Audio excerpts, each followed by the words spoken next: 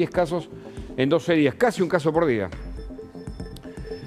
Me siento y conversamos con dos especialistas. Vamos a hablar de este tema que muchas repercusiones tuvo. Lo venimos tratando. Es un buen día hoy, sábado, para conversar.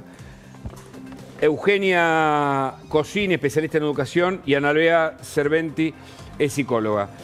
Anabela, ¿por qué se en estos casos? Buenas tardes. ¿Qué tal? ¿Cómo estás? Qué álgido está, ¿no? Sí, y te sumo uno más de ayer, que se conoció de una chica también de una escuela bonaerense que llevó un arma con municiones en su mochila y se la registraron en el colegio y lo descubrieron. Sí, ayer hubo un nuevo.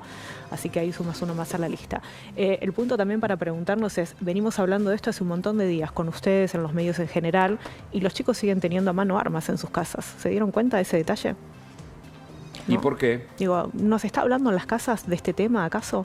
¿No? Digo, todo el tiempo proponemos acá los especialistas, los educadores, ¿no? Dialogar en las familias, dialogar en la escuela. Sin embargo, van avanzando los días y volvemos a encontrar chicos que van armados al colegio. De algún lado las consiguen esas armas, ¿no? Bueno, hay un mercado de armas, claramente un mercado negro de armas, sí, que está por ahí y que es muy peligroso. Pero además el chico, cuando se encierra y quiere pertenecer por algún déficit identitario que se constituye durante la identidad se constituye o se construye durante la adolescencia, sí. Y ahí está, ¿no? Tratando de identificarse, encontrar a otros con los que juega el rol del espejo de algún modo.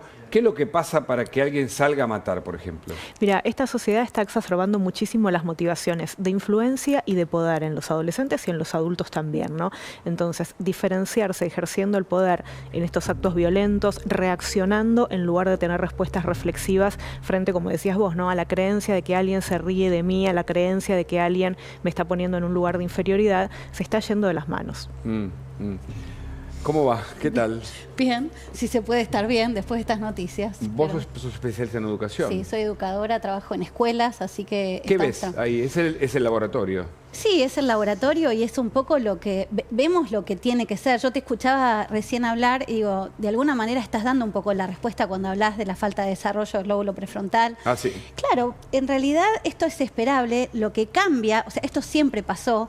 Vos tenés en la adolescencia, tenés el sistema límbico, que son las emociones, el impulso, todo que va corriendo, y la corteza prefrontal que va despacito, ¿no? Que es la que controla todo eso. Entonces tenés adolescentes que para generar dopamina, que es lo que despierta sus emociones, necesitan impulsos, necesitan pertenecer, y eso lo encuentran en las redes sociales. Las redes sociales es como que es un círculo vicioso en el que la violencia pasa a ser parte de la necesidad que genera la necesidad de dopamina para evitarle el estrés que se le genera estar tanto en estado de violencia y de hiperactividad.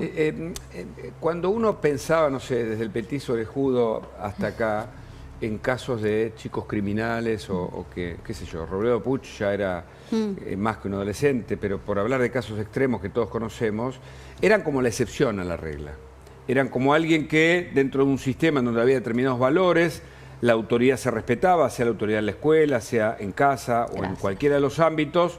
Digamos, había como una propensión o una idea de ir hacia lo bueno, no a la degradación y descender a los infiernos para pensar en lastimarse o en lastimar a otros. Esas reglas cambiaron, vos que... Mira, nosotros siempre decimos que somos una generación de educadores que le teníamos miedo a los docentes y ahora le tenemos miedo a los padres, de los chicos, digamos, ¿no? Porque la verdad va a llegar un momento que le tengan miedo a los chicos también. Y a los chicos también, porque en realidad lo que está pasando es que hay una falta de coherencia entre lo que consideramos aceptable. Vos le preguntás a un padre, ¿te parece bien que un chico deje de lado a otro, o que lo trate mal, o que se ría, o que le sea indiferente? Y todos te van a decir, no, me parece inaceptable. Ahora, cuando le toca al hijo, eso que era inaceptable hasta 2 minutos pasa a ser aceptable y lo defiendo. Entonces los chicos se encuentran en una falta de coherencia socioemocional. Entonces vos tenés una escuela que quizás le está diciendo, mirá, no está bueno que hagas esto, un padre que defiende lo indefendible, entonces se genera una falta de códigos sociales y de convivencia en la escuela y en el día a día, y por eso empiezan a pasar estas cosas, ¿no? Yanina, vos tenías un caso de la Ferrere, querías aportar. Sí, hubo un caso esta semana, el lunes, en la Ferrere, 14 años, agredió a una compañera, la acuchilló, no se conocen las circunstancias, fue en un instituto católico y no se conocen las circunstancias por las las cuales se desencadenó. Pero algo de lo que mencionaba Anabela, el tema de las armas, acá la acuchilló, es algo que puede acceder en la casa. Y eso me lleva a preguntarle también a Eugenia, como padres, ¿qué podemos hacer para prevenirlos? Porque somos padres y nos preocupa mucho la situación. Te escuchamos primero a vos y te escuchamos a vos, por Bien, favor. vos nombrabas recién dos casos paradigmáticos de nuestra historia, el Petit Sobrejudo y Robledo Puch.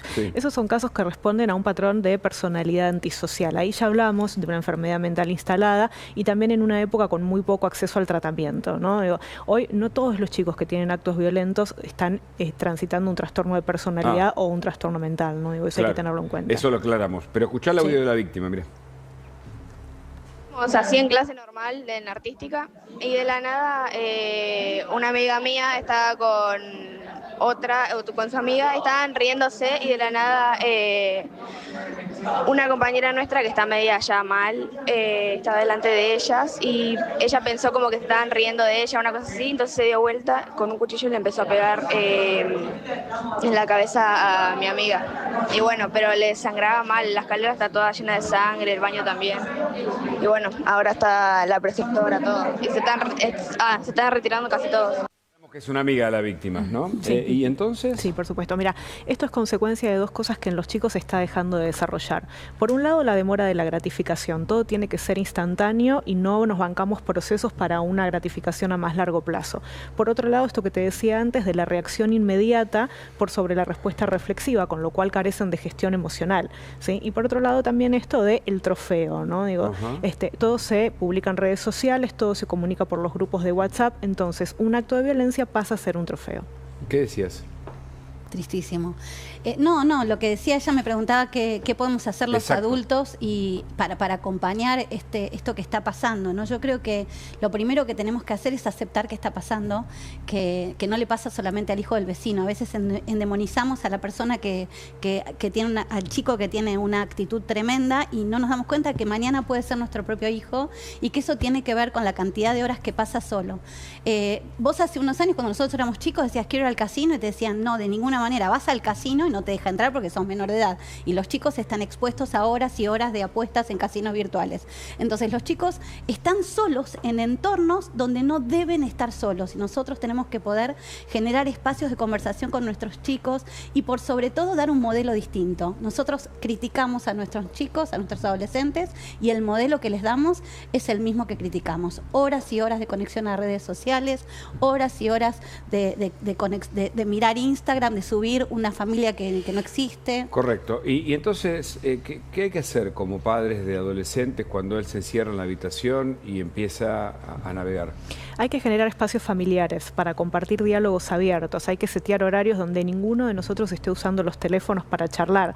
El otro día conversábamos con Luciano Lutero y él decía, los padres se convirtieron en un estímulo más peleando por la atención de los chicos, ¿no? Ya no es una figura de autoridad o un referente. Y esto hay que tenerlo en cuenta porque es cierto, estamos multiestimulados, pero también los adultos al mismo tiempo hacen muchas cosas cuando están dialogando con los chicos. El factor clave es el tiempo, es lo más valioso que tenemos y lo estamos brindando un poco desinteligentemente. Claro. Anabela, te pregunto porque el otro día leí un artículo muy interesante que hablaba sobre lo difícil que es sacarle un celular a un adolescente, que si intentamos hay que buscar ayuda. ¿Esto es así? ¿No se le puede sacar? Sí, es muy difícil, pero también porque, tenemos que tener en cuenta que los chicos reciben órdenes muy contradictorias, ¿no? Por un lado, yo te quiero sacar el celular, pero por otro lado necesito que me reportes todo el tiempo a través del celular lo que estás haciendo, que me mande fotos, que me digas si llegaste, cómo estás, cómo no estás. Las tareas escolares son a través de la tecnología, pero a la vez no los usemos en el aula. A la vez, los padres eligen un colegio, cuanto más tecnológico sea, más fascinados están, y a la vez no los tenemos que usar en el aula. Y por otro lado, nos prepara para un mundo de trabajo que es hipertecnológico, ¿no? Entonces tenemos que decidirnos un poco. Ahora, el escenario de una Argentina degradada, pensaban en los que están por allí, le decíamos zombies, ahora no sé cómo le llaman. Por supuesto que pasan también, ¿no? Uno ve algunos videos de algunos sectores de Estados Unidos con el fentanilo, pasa, acá pasó con el Paco o la pasta base, que se decía que era lo mismo, no es lo mismo, pero de algún modo representan lo mismo. Y entonces vos lo ves esos pibes que andan a la vuelta cercano a las villas, como ese que detuvieron, después vamos a hablar de ese caso, ¿no? Y la justicia no los logra, sostener para evitar que estén libres en la calle tirando piedras y apuñalando a esa persona que muere después de matar a otra. me parece que hablan de lo mismo. No sé si ustedes creen que este adolescente que es capaz de, por algún tema de la red, pegarle a otro, no es capaz después de ir a drogarse buscando una solución ahí y después terminar de la peor manera. Como capaz, creo que sí, que se puede ser capaz.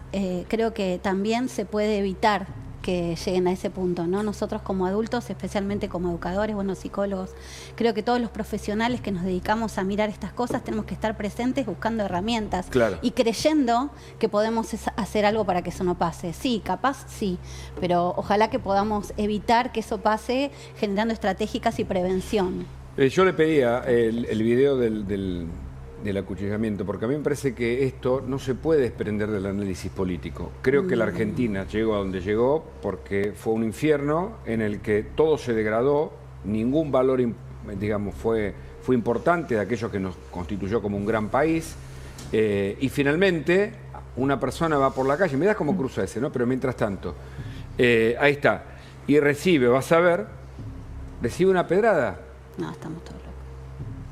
Una piedra. La persona que hace lo que obviamente no se recomienda nunca es volver. Dios mío, veo esto y pienso en el final y digo, ¿por qué no evitó? ¿Por qué no evitó volver? Y ahí es cuando baja. Estas personas que lo acuchillan están recontrajugados, probablemente estén drogados. Y es para mí una muestra, una síntesis de la degradación política, o sea, de arriba hacia abajo. Y obviamente los de abajo, que son la base y donde está el sector más importante de la población, decide cambiar. Pero hay conexión, me lo pregunto y se lo pregunto a la psicóloga. Entre alguien que va drogado, tiene una punta y acuchilla a quien le tiró una piedra, y estos adolescentes a los que hay que evitar que se lesionen y que lesionen hacia afuera, ¿no? Sí, bueno, fíjate lo que te decía de las reacciones automáticas, ¿no? Lo que hizo este señor al volver con el auto fue claramente una reacción automática y no una respuesta reflexiva. Si lo pensás 2 segundos, puedes tomar contacto con las consecuencias posibles de este acto, ¿no? Y por otro lado, pensá en los chicos que se pararon de la escuela, ¿no? Cuando estaban charlando sobre este posible atentado a la escuela.